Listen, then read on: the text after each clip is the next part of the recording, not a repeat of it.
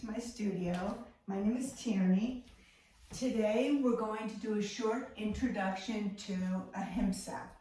But first we have to start at the beginning. Yoga has 8 limbs. We've talked about asanas, which is the practice of poses. And we talked about pranayama, which is breath control. Those are 2 of the limbs of yoga. Another limb is called the Yamas. The Yamas are a set of guidelines that determine how we treat others and how we relate to others and our environment. Basically, the Yamas are the golden rule. Treat others as you would like others to treat you. So, AHIMSA is one part of the Yamas. It is about non-violence and not doing any harm. Not just harm in a physical sense, but harm with our words or even our thoughts. So, before we continue, let's find a comfortable position and just do some centering breathing here. We're going to do some full yogic breath or 3-part breathing. So we're inhaling and we're bringing in air into our abdomen, into our ribs and our chest area, and into our throat. And at the top we pause, then we exhale from our throat, from our rib cage and chest, and from our abdomen. We're just going to do a few rounds here. So we're inhaling and exhaling. Inhale and exhale.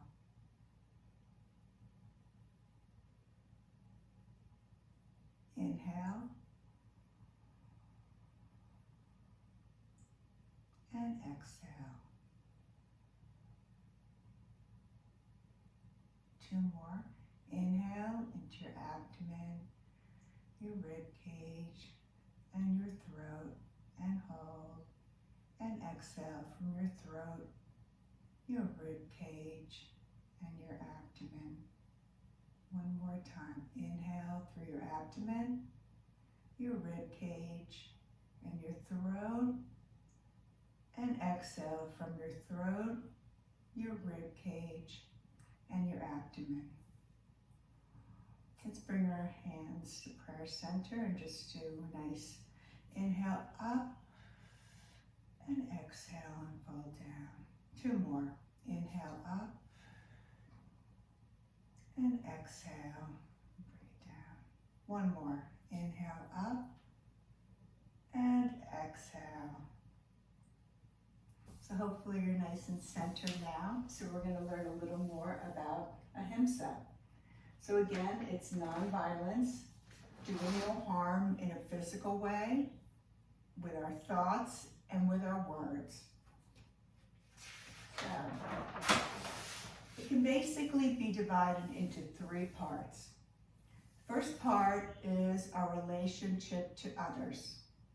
So first, no physical violence whatsoever. Everybody can understand that.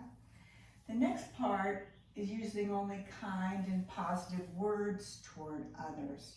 So we're not being violent in our words. The next one is having only kind thoughts toward others. That's hard, the thoughts one. Focusing on the positive in other people. That'll help. And not gossiping. Anything that you want to say about somebody should be able to be something that you would say to them because it's a positive thing. The second part is our relationship with the planet and animals. So part of that is vegetarianism. So it's no killing of any living things. This would include bugs.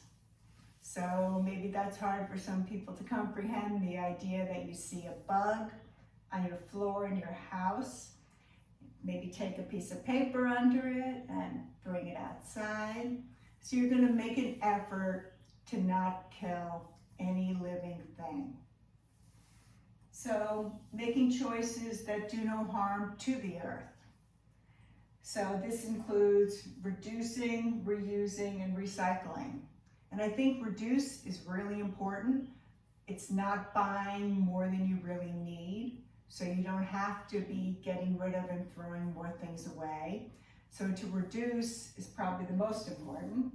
To reuse what you do have, maybe to find a new job for something, turning something into something else. And the next one is recycling. And I think the more you're able to reduce and reuse, you're going to limit how much you actually need to recycle. And you'll probably limit the amount of actual trash that can't be recycled that you would produce. It also includes eating organic food and organic products, and understanding that although it may be a little more expensive, maybe this will help you reduce what you actually consume. And it's supporting organizations that protect plants and animals. So whether it's volunteering for an organization or donating money to an organization, somehow helping those organizations.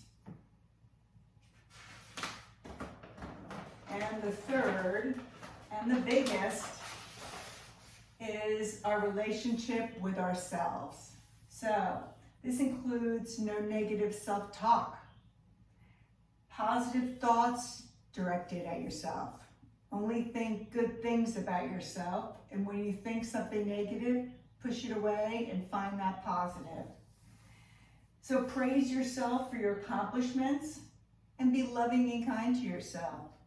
Let yourself know that you are worthy. That might be a mantra that you can use in your daily practice. So what are some ways you can bring AHIMSA into your life? The best way is to start small and think of achievable goals and stick with them. And maybe after it becomes part of your practice, then maybe you can add to them or include more things. So I started to think about AHIMSA and the ways I could incorporate it into my life. I thought about things I already do and how I could add to that or improve upon them. And I also started about things I don't do and I can really change. So the biggest thing, maybe hardest, that I have done is I became vegan. And I was a person who actually enjoyed eating meat and fish, really enjoyed it, loved cooking it. And I have removed that from my life because I've thought about killing animals and I really want to live a yogic lifestyle, so I have incorporated that. The next thing I've incorporated is trying to be more positive with myself, trying to stop the negative self-talk, things like, oh, I'm an idiot for doing that. That doesn't help anyone, it doesn't help yourself. So starting to learn, you made a mistake, maybe I can improve upon it, I can learn something from it, and go on. The next thing I've tried to do is to go into a situation with people in a truly positive way. Look for the similarities I have with other people, not the differences, and to expect a positive, good outcome. Sometimes even just anticipating something positive may bring something positive on. So these are some ways I've tried to apply AHIMSA in my life. And maybe there's some things that you can do too.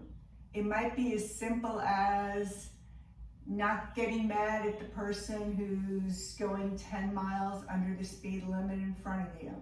Maybe that's the hardest thing you can do. But trying to incorporate some of the rules of AHIMSA and begin to lead a more positive yogic lifestyle. So thank you very much. I hope you enjoyed and hope you learned something, and hope you come back to my studio soon.